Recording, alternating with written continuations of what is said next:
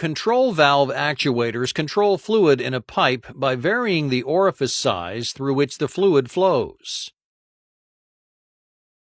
Control valves contain two major components, the valve body and the valve actuator. The valve body provides the fluid connections and a movable restrictor comprised of a valve stem and plug that is in contact with the fluid that varies the flow. The valve actuator is the component that physically moves the restrictor to vary the fluid flow. Three actuator types are used in control valves, and they include spring and diaphragm, solenoid, and motor.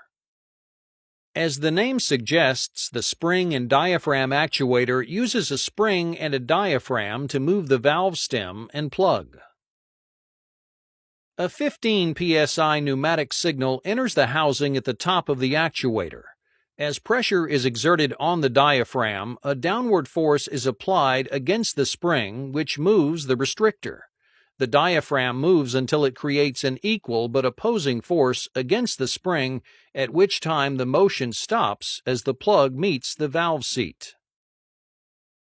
With no air pressure, the restrictor is pushed upward by the spring to act as a normally open control valve.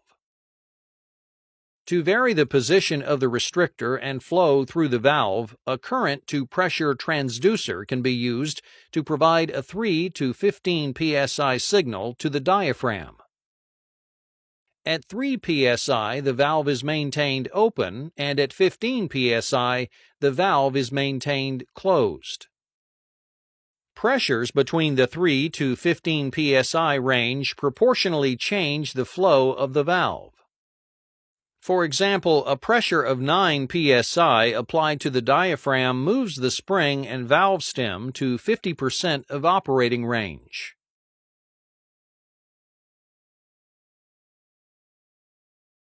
For on-off control of the valve, a solenoid is used to actuate the valve to a fully closed or fully open position. Applying current to the coil generates a magnetic field that moves the plunger downward against the return spring. With zero current applied to the coil, the spring pulls the plunger upwards to the fully open position for a normally open state control valve. Another method for variable valve positioning uses a motor and is referred to as proportional control mode. Using a gear motor attached to the valve stem, a servo amplifier provides a DC control signal that moves the valve to the desired position.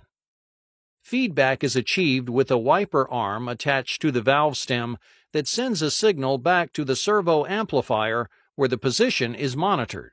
The servo amplifier drives the motor until the control signal is equal to the feedback signal.